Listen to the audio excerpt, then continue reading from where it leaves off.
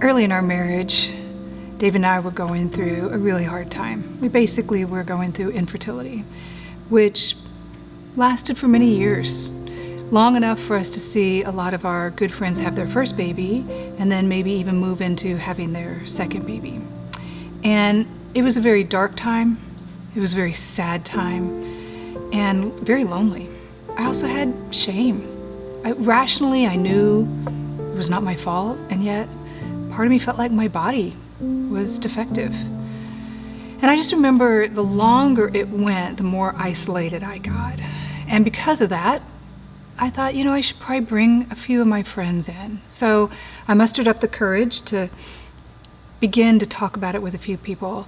And right from the get-go, I was amazed at either the advice I got. Sometimes it was just things like, just relax and it'll actually happen.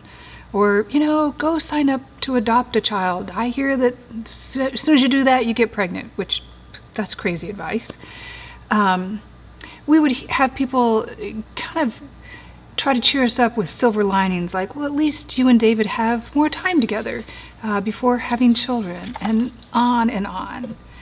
Have you ever been going through a time where you're trying to talk to people about what you're struggling with and they either one-up you? Sometimes people will be like, oh, well, this is what happened to me. Or they try to cheer you up, or they even use platitudes like, God's got a plan. If you're like me, it's hurtful. I remember when those things would come at me, I would feel more alone, more sad, more shame, more isolated. And this message, I want to talk about that. And I actually want to talk about spiritual bypassing, because all of those comments are a way to avoid difficult emotions, difficult situations. But then when we take spirituality and God language and we layer that on top, it is even more harmful. So I'll give you a good operating definition of spiritual bypassing. Spiritual bypassing simply means that you use spiritual concepts, platitudes, or activities to bypass or avoid dealing with your true feelings, especially difficult ones like anger, grief, fear, loneliness, envy, and on and on. Often it comes out as dismissiveness, or a person truly just being in denial or rationalization. Sometimes it's just classic repression and avoidance. And we employ spiritual bypassing because we cannot tolerate a person's difficult emotions or what they're going through, or again, our emotions. It's a defense mechanism that protects us and kind of glosses things over in the short term. And I want you to know, it is always about the person that is offering it. It is designed to alleviate their discomfort. Some examples maybe that you've used before or that you've heard are things like, everything happens for a reason, look on the bright side, it's probably how God has intended, God has a plan, I'm sure this is a learning opportunity for you, maybe God's trying to teach you something. If you've ever lost somebody, somebody has passed on that you're close to, sometimes we hear, well, they're in a better place. Or maybe this is a blessing in disguise. Or you're in my thoughts and prayers. In some spiritual and Christian environments, some people are bold enough to even say things like, well, why are you sad? God has given you so much to be grateful for. Or you shouldn't be angry. God's forgiven you. Maybe you should forgive this person. Or you don't need therapy. Just pray about it. Or, and this one is really harmful, it all gets worked out in heaven. Some of us were raised in homes where things like platitudes like this were shared that weren't necessarily religious or spiritual, kind of like, it is what it is, or let's not cry over spilt milk. And all of these comments make us feel more alone, more ashamed, kind of like, I guess if I was a better Christian or more mature, I guess I wouldn't be feeling this way. And the reality is, most of us in our Christian faith and tradition want to be people of faith, hope, and love, and generosity and forgiveness. And I can have Jesus and still be lonely. I can have faith and still have doubts. I can forgive and still not trust a person that has harmed me.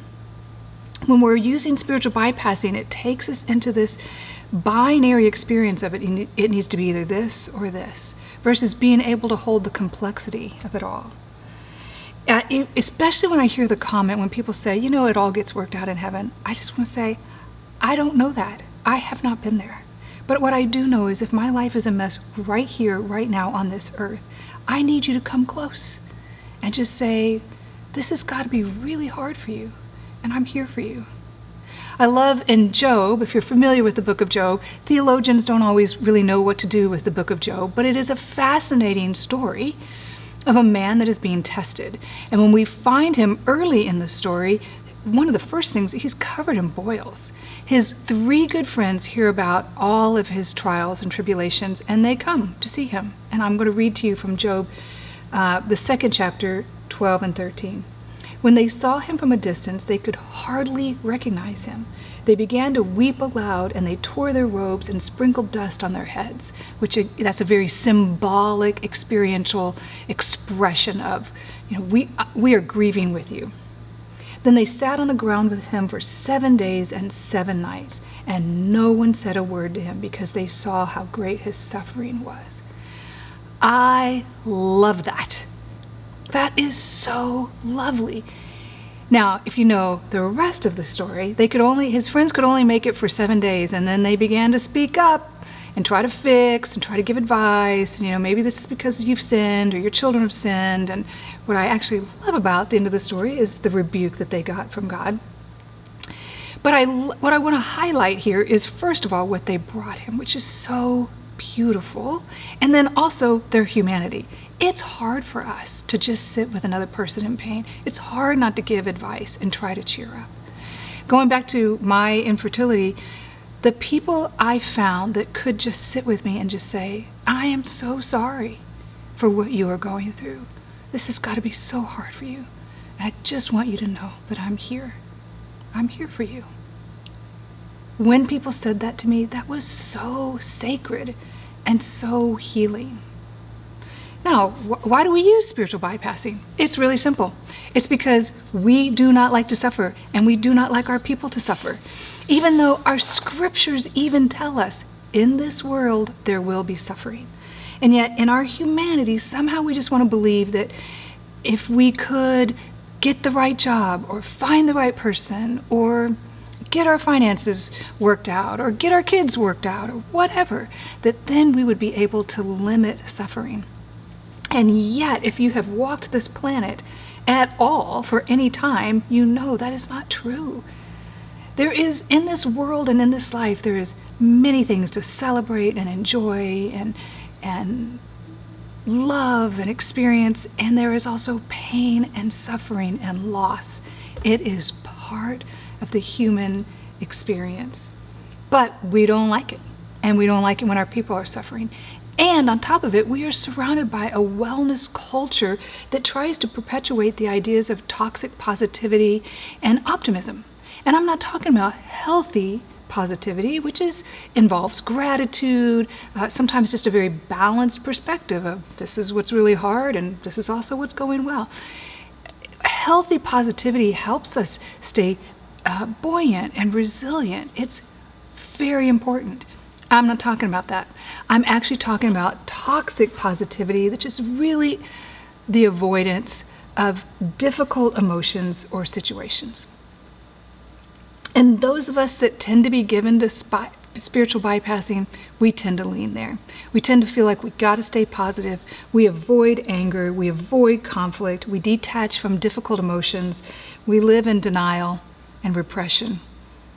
And we often feel very comfortable being up here, intellectualizing problems and solutions. But I want to say, spiritual bypassing is very harmful to us and to others. Psychologically, detachment and repression can lead to depression and aggression. I'll say that again. Detachment of emotions and repression of emotions can lead to depression or aggression. Also, weak boundaries, lack of emotional growth and depth, and the avoidance of doing deep spiritual shadow work. Now, when you are on the receiving end of spiritual bypasses, it makes you feel alone. It makes you feel misunderstood. Usually you feel more shame, kind of like, I guess there's something wrong with me. It can feel like gaslighting at times. If somebody turns to you and says, it's really not that bad, right? What does gaslighting do? It has me question my own reality. Can I trust myself here? If anything, it can even promote keeping silent about things that have harmed me. If you are on the giving end of offering spiritual bypassing, this keeps us from taking responsibility. If you are my friend and I hurt you and I harm you, but I come back and I say, well, it probably all worked out, right? It's probably better in the end. This keeps me from owning my part and taking responsibility and from growing and changing. When we bypass by saying things like, oh, it probably happened for a reason, or it's as God has intended, or it is what it is, this lets us all off the hook for taking responsibility. Because according to these explanations, it's like these things are natural, these things are unchangeable, or maybe they're even divinely caused. And so what it encourages is lack of responsibility and moving forward to change what we actually can change. And also what it does, how it harms us, is it keeps us from having healthy relationships with our emotions, especially difficult emotions like anger and fear and grief and shame. In Christian environments, the big ones we tend to stay away from are sadness, fear, and anger. It's almost kind of like if you hear somebody talking about those things, your faith may not be working for you. If you're angry, you better just forgive. If you're sad or you're fearful, you're probably not trusting God. And here's the reality. Those emotions are woven all through our scriptures. Anger is a big one. It's so important, right? Now, in all emotions, we have health and unhealth to all emotions. But the healthy side of anger, it moves us to stand up for an injustice. I love in Matthew 21, 12 and 14, Jesus is very angry. This is the famous scene where he comes into the temple and he starts throwing tables upside down. And he says, you have taken my Father's house, which is sacred, a place for prayer and meditation, and a place that is room for the blind and the crippled to come and be healed, and you have made it into a marketplace. He is angry, and for good reason. And so often in our Christian tradition, anger is so looked at as bad that we forget that it has tremendous health to it. It tells us where our boundaries are being violated. It shows us when there is an injustice. How about fear? Fear is so important. I can have faith and still have fear, right? And fear is a very important emotion. Now, I've had a long-standing relationship with fear, so fear and I have had to do a lot of work together. Around in my 40s, I basically said, okay, I pretty much either get reactive in fear or I run from it. And again, I had a faith that had been told to me, and you shouldn't have it. So I've had to do a lot of work around that. But the scriptures talk all about fear and how God does want to be a comfort to us in our fear. And sadness. Sadness is so important. We all know that the shortest verse in the New Testament is, Jesus wept. When his friend Lazarus dies in John 11:33, Jesus is coming and Mary meets him on the road and she's crying and she says, Lord, if you would have been here, he wouldn't have died. And Jesus says, take me to him. And then the next verse is, Jesus wept. Our tears are important. We're built to grieve just as much as we're built to rejoice. And our spirituality, our authentic spirituality, should not suppress valid emotions just because they're uncomfortable for us. Our faith should not be devoid of God-given feelings. Now, there's other ways that we bypass. Sometimes we use spiritual practices to actually bypass. In our Western Christian culture, a lot of times we use language of rising above. Let's rise above, as if there's kind of a above and below. Up here, my faith is working for me. I'm doing all the right things. Down here, not so much. It would be not unlike if a person were to say, who just lost their home to a fire, if a person were to say, My house just burned down, but you know what? Those are all material things that I can't even take to heaven. Do you hear the bypass? Do you hear the rising above? Versus if that person were just to say, my house just burned down, and I'm so grateful we made it out alive, and I'm grieving the loss of that home that was special to us and the things that were in it. Different. Honest. Not the denying of the reality. Have you ever been around someone who's, instead of feeling their feelings, maybe instead of feeling their sadness, they quote a Bible verse or a promise? Or if maybe they're going through something difficult relationally, like some kind of conflict, they just, instead of dealing with the conflict, they go and meditate and pray. The problem doesn't lie in engaging in spiritual practices. The problem is that often we're using practices as a shield. And our spirituality, our Christian faith, was never designed to be a shield, to protect us from feelings or issues that actually bring about deeper growth. We need to have ongoing awareness around spiritual practices that numb us versus awaken and grow us. In his book, Spiritual Bypassing, Robert Masters sets up this beautiful visual, and I love it, this example of like if we were all living in a house, or if we're living in a house, but instead of living and existing in floors 1, 2, 3, and 4, we just choose to live up here on the 5th floor. We've got all our furniture up there, all the accoutrements, we kind of know how to do life up there, but below us, all the floors below us are deteriorating due to lack of attention. And many of us have lived our Christian faith stuck up here on the 5th floor. And if our faith doesn't work for us, we double down. We pray harder. And if our faith still doesn't work for us, we tend to blame ourselves. Maybe I'm just not that good of a Christian. All the while, the floors below us are losing stability. And if we could go and tend to those floors where our hurts, our shadows that we run from, our wounds that need to be lovingly healed, all exist, that would be amazing. That would be so healing and integrating. And it takes a lot of courage and vulnerability and willingness. And so most of us want to stay up here on floor 5. Most of us are afraid that if we were to enter into some of our sadness, we'd get stuck there forever. If we were to enter into some of our pain, it would completely engulf us. But I love what Masters says in his book. He says, and yet when the heart breaks, it does not shatter.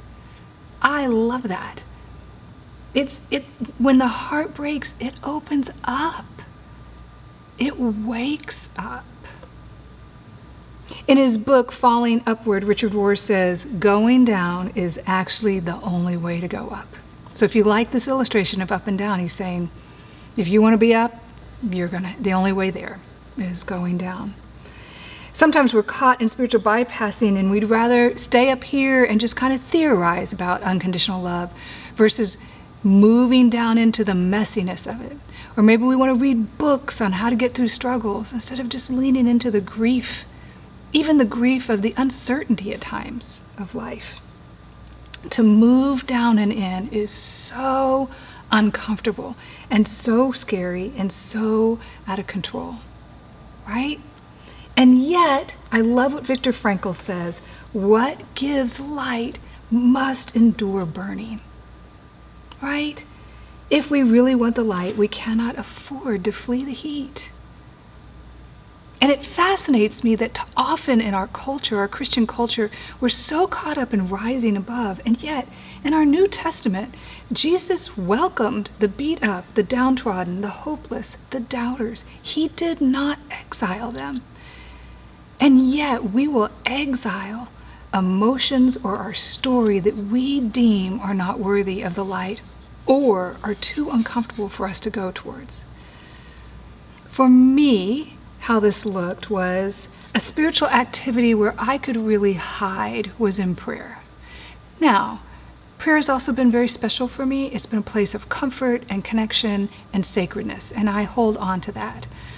But there have also been times where it's been a place for me to avoid and to hide.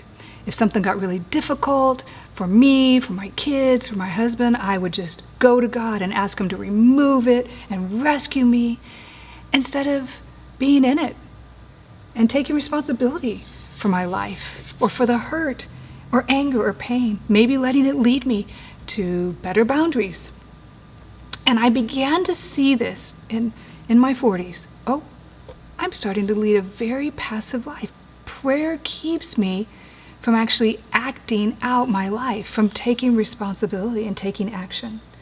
And I spent most of my early evangelical faith days on the top floor, on the 5th floor, trying to stay positive, convince myself and everyone around me I was filled with faith, hope, and love, not because I was trying to be inauthentic. And I'm not saying that some of it didn't matter.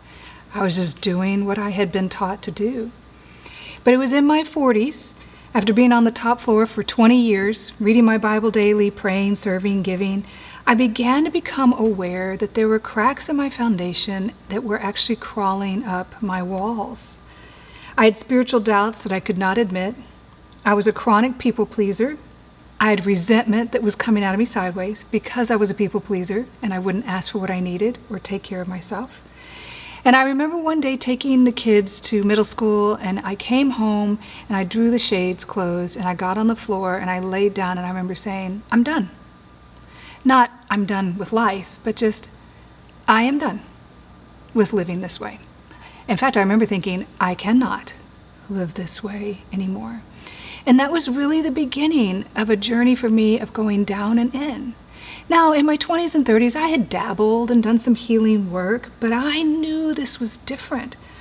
I chose to be intentional about looking at what was hiding on floors 2, 3, and 4. Were there things I was running from? Were there things that need healing? And I discovered, as I started to do this work,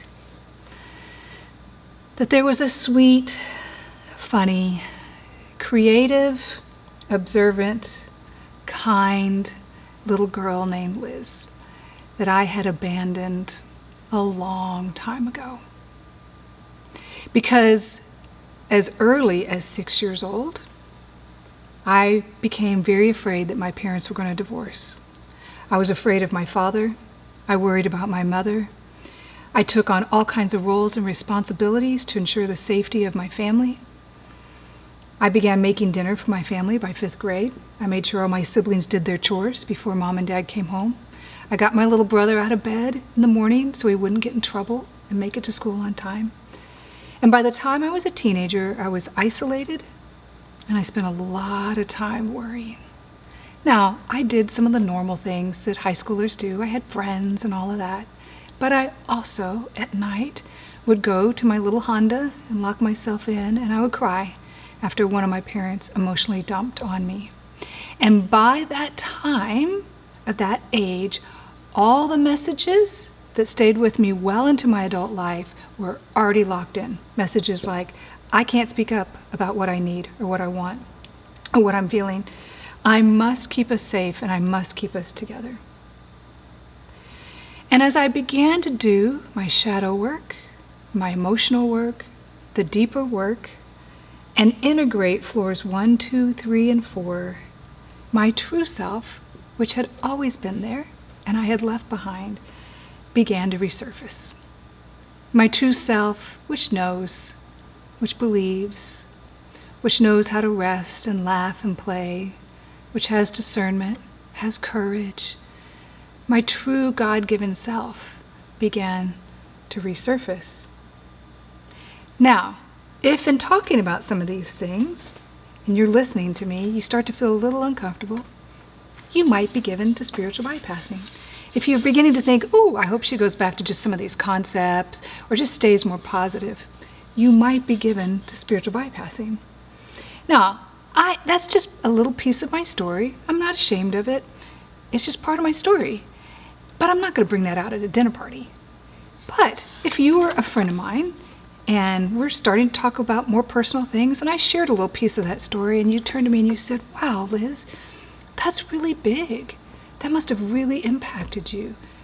Tell me more. This brain, which is a computer constantly taking in data which informs this nervous system, in a nanosecond would go, safe. If, on the other hand, you turn to me and you said, and I shared a little part of my story, and you said, oh, but was it that bad? I mean, it probably made you a survivor. It's probably made you a really strong person. In a nanosecond, my system would go, not safe. Safe, not safe. That's how fast our nervous system will determine. And here's one of the things that I'm so pleased about with Spero Day. That is a cornerstone value for us here, is that we will work as hard as we can to stay emotionally safe for anybody that walks in these doors. That's why if you were ever in one of our groups, be it a book club or a class or whatever, we read through our Spero Day values, our group values, which are all about what you share in this room stays in this room. We don't talk over each other. We don't fix each other. We don't give advice. But most importantly, we do not spiritually bypass by using spiritual platitudes like, just give it to God, or it's all going to be okay. Because these things are harmful. And instantly, we know we're not safe. When we are staying up above on floor 5, it can feel pretty comfortable and pretty safe. But if we are not aware, healed, and integrated with floors 2, 3, and 4, which hold the painful, the suffering, the shame, the disowned, these floors will actually hinder and obstruct our healing and our awakening. It keeps us from waking up and growing up. And if you are willing to go into your lower floors with much compassion and gentleness and bring healing to any piece that needs it, be it an addiction, be it a need to be right, to be in control, to be enough, to be safe, whatever is there, you will re-engage with your true self, which is really beautiful and integrated spirituality. It leads to this spirituality which is so integrated to self, maker, and to others. Now, some of you might be thinking, Liz, some of the things you're talking about, I don't really resonate with. I was raised in a really securely attached home, of which I want to say, I am so glad. That is a gift. But we all live modern lives, right? Where jobs can be lost, where there's divorce, where there's pain, where there's disease, all kinds of things that we can be tempted to bypass with. And I just want to say this, you cannot heal what you do not acknowledge, and we cannot transform what we pretend doesn't exist. I love this quote that I want to read to you before I close here, again by Masters from Spiritual Bypassing. Listen to this. Turning towards our pain is about bringing into our heart all that we have rejected in ourselves, all that we have ostracized, disowned, neglected, bypassed, shunned, excommunicated, or otherwise deemed as unworthy in ourselves. And our heart somehow has room for it all. I love that. I love that. Real spirituality is not an escape. It is a journey. It is about gratitude versus grasping. It is about being versus arriving. It is about accepting over avoiding. So, in closing, if you want to be moving away from spiritual bypassing, which I hope you do, there's a couple things that you can do to help with this. First of all, do not label emotions as good or bad. All emotions have health and unhealth, and all emotions are God-given, and they speak to us and they help us, okay? If you want to have a good relationship with your emotions, I would seek out a spiritual director or a good therapist. Extend compassion towards yourself when you're doing this work, please. It does not work if you shame yourself or judge yourself. The other day I was really discouraged, and I just remember just putting my hand over my heart and just reminding myself, this is suffering. And as humans, we suffer. I'm not alone. And I'm suffering right now. And just tried to show myself some compassion. The other thing I would say is take spiritual platitudes out of your language. Take them out of your language. And if they come out, grab them and offer something else. I always say to people, if you don't know what to say, especially to somebody that's in pain, say nothing at all. Just be there with your presence.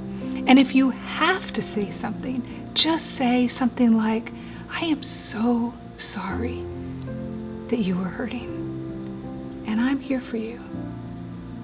That is God with skin on.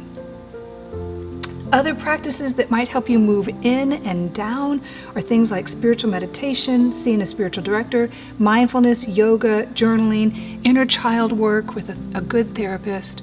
And then the last thing I want to offer is a support group called ACA, which stands for Adult Children of Alcoholics or Dysfunctional Homes. This was a beautiful place for me to begin to do some of my work. And we are blessed, if you live here in Nashville, to live in a city with a lot of these groups. We're actually going to start a new one here at Spero Day in November. And this is a great place for you to go and be curious about, what were some of the things that started to form me? What were some of the strategies, unhealthy strategies that I started to take on to survive certain environments? And how are they still part of my life now? And how do I need to let go of those and take on some healthy tools instead? So that's a beautiful place to start. If you don't live in Nashville, just go to their website, click on the United States. If you're in the US, click on your state, and then you'll see where those are in your city. I hope as a result of this, you have the courage to go down and in. As Richard Rohr says, the only way up is down. I love that. Let me pray for us. God, may we have the courage to fully open our hearts to not just the joy, the serenity, the gladness, but also the suffering, the fear, the anger, the hurt, the sadness. You have made us wonderfully emotionally complex. May we live courageous and vulnerable and have the fortitude to choose authentic spirituality over spiritual bypass. Amen.